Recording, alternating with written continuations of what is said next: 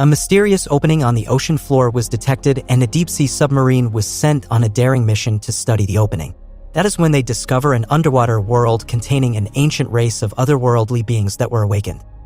The opening scene of the movie shows a group of men wearing a biohazard suit leaving a mysterious box after reporting to Dr. Goldstein. Dr. Julia Goldstein smiled as she looked at the live footage of a mysterious opening on the ocean floor that looked like a portal. Dr. Goldstein visited a researcher named Jim Peters, who works as an astrobiologist at Miskatonic University. Jim seemed uninterested after hearing that Julia works for Pickman Corporation, but he was impressed when he learned that Pickman Corporation is selecting candidates for an expedition. Dr. Goldstein told Jim about the research they have been doing in the Antarctic and Southern Atlantic Oceans for the past 7 years. They had mapped a trench located on the Antarctic continental shelf, where they found the deepest point of the ocean at 37,000 feet. Dr. Goldstein then showed Jim footage of the portal-like opening on the ocean floor. She explained that the expedition's purpose is to enter the portal-like opening and study whatever is inside it. Jim agreed, as he was also interested in finding out what lay within that portal-like opening that seemed to be man-made. Jim attended a meeting where he met his new team. He was introduced to Gordon Atkins, head of the Manned Submersible Laboratory at London's Royal Society for Improving Natural Knowledge, Christine Harris, a marine biologist and member of the European Marine Biology Symposium, and Joseph Meeker, the Safety and Communications Officer. And lastly, Hank O'Connell, the lead engineer for Providence 3, a deep-diving submersible that is 250 tons, built with syntactic foam, and capable of withstanding huge compressive forces of the water at 37,000 feet and below. Christine was worried about this expedition when she learned they're going into the opening because it is very risky. But Dr. Goldstein and Hank reassured her that Providence 3 can take it and this expedition would be successful. Jed Pickman suddenly spoke up from behind the group. He gave a speech about how this opening demands to be explored and how the opening might become their greatest discovery. After the meeting, the team was eating together and getting to know each other when Christine excused herself. Jim followed her to see if she was all right, and Christine admitted that she knows who Jim is. She knew Jim because of her infamous father, who went on an expedition for Pickman Corporation, and after his great discovery, he suddenly disappeared without any trace. Christine told Jim about her son, Sam, and expressed her worry that she might not come back from the expedition to watch her son grow. 2 months later, the team was done with their 2-month training and was ready to go on the expedition. They entered the expedition along with Pickman, who had wanted to come with them to see for himself just what lies beneath that portal-like opening. There were a bit of complications along the way, but their journey to 37,000 feet below was a success. The team gathered around as they watched the opening in astonishment. They were confused at how the opening got there. The opening seemed man-made, but they were unsure as it was too deep in the ocean. Gordon slowly drove Providence 3 into the opening when they felt a sudden tremor that prompted Providence 3 to shut down. The team lost connection with Dr. Goldstein's team on the surface, and Christine was worried when she noticed the submersible was still sinking. Then the submersible started working again as if nothing had happened. The team was shocked when they found out from Rachel that they had lost communication with the surface for 3 hours. The team felt as if they had lost power for only minutes and were confused that they had actually lost contact for 3 hours and 12 minutes. Hank checked their life support and found that it decreased approximately 3 hours, causing more suspicion to the team. The team looked ahead of them and was astonished to see a huge ancient ruin. They described what they were seeing as Rachel and her team couldn't see it due to a lot of static interference. There were decayed stone structures that looked man-made all around them. This caused huge confusion and suspicion as it seemed like there had been life down there, but that idea seemed impossible as it was too deep into the ocean. There is only darkness and no sunlight below.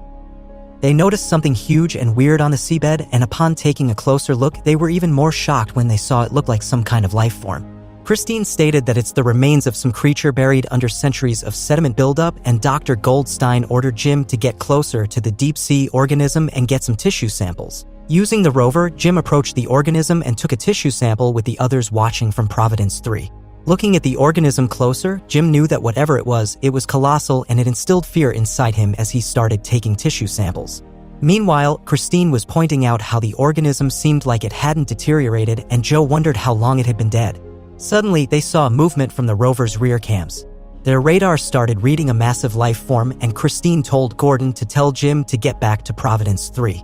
But Joe demanded the opposite as they needed the tissue sample. Once Jim was done with the incision, Gordon told him to come back to the submersible when they suddenly lost signal.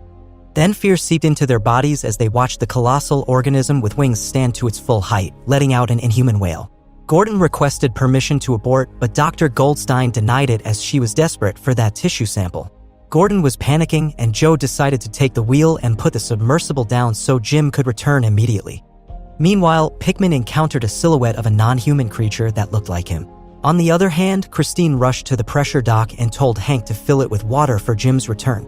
When the colossal creature reached out to the submersible, Gordon had to make a sudden reverse that caused another tremor on Providence 3, sending Christine into the pressure dock.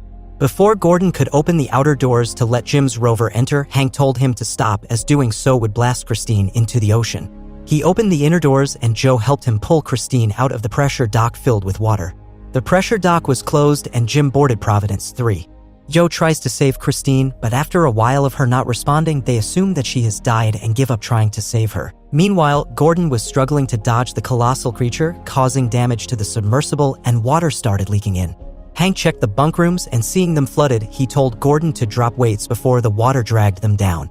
Since Gordon was still in the pressure dock, he waited 5 seconds before dropping weights. Hank, though, had sealed the corridor but couldn't get the second door closed, so he was unable to prevent water from coming in. He couldn't get out either, and sooner or later, the bunk he was in would flood and he would drown.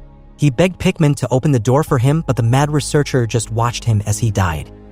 Jim is back in Providence 3 and panicked when he saw Christine's lifeless body.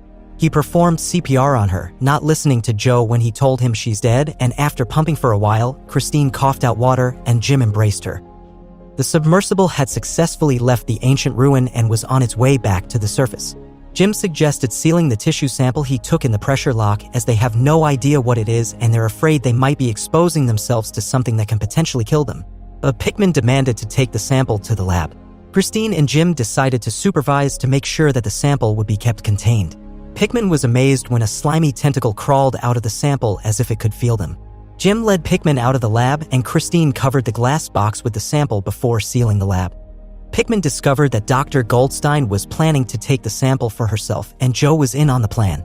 So while everyone was busy, Pickman entered the lab and took his clothes off, putting his hands on the sample and rubbing his body with its slime.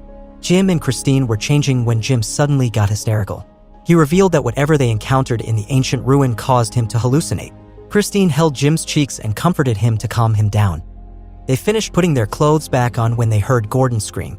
They ran to check what happened but noticed the state the open lab was in. Christine closed the lab but then accidentally touched a slimy fluid which she realized belonged to the sample. Then Pickman appeared, seemingly posing, and let out an inhuman screech before falling into the pressure dock. Christine and Jim tried to open the pressure dock to save Pickman, but Joe told them not to as he pointed a gun at them. He revealed that Pickman already knew beforehand what they were dealing with. Pickman had already spent years researching the ancient ruin beneath the opening before they were sent on an expedition. Their objective wasn't to see what was inside the opening, it was to get a sample of a living organism and get rich. Christine tried to knock some sense into Joe, explaining that the organism wasn't just existing physically, it's growing, and it's having a strange psychological effect on the crew. But Joe didn't listen, and Jim told Christine to let him go, as agitating him might put them in more danger. When they heard Gordon retching, they went to him and found that he was already affected by the sample. Gordon stood there, looking at them strangely as he spoke in a voice that sounded exactly like Jim's father. It is revealed that Jim's father had tried to warn Pickman about the opening, but no one listened to him, and that's when he disappeared. Gordon attacked Jim, and Jim struggled to keep him away before he was sent falling, rendering him unconscious. Gordon destroyed everything around him, causing the submersible to malfunction and losing contact with DP control. Meanwhile, Joe took parts of the tissue sample to give to Dr. Goldstein once they returned to the surface before facing Gordon. Seeing how Gordon was, Joe fired and killed him. Joe planned on taking the rover and leaving Christine and Jim behind. Once Joe turned his back on her, Christine grabbed the axe and hit Joe's hand with it, causing him to drop the gun, which fell beside Jim. Christine fought against Joe, and once he was done, she stabbed Joe's leg with the axe before running to Jim, who had just woken up. She opened the pressure dock and entered the rover, expecting Jim to follow her in so they could leave. But Jim grabbed the gun and went to the lab to destroy the tissue sample so they wouldn't risk someone else finding it.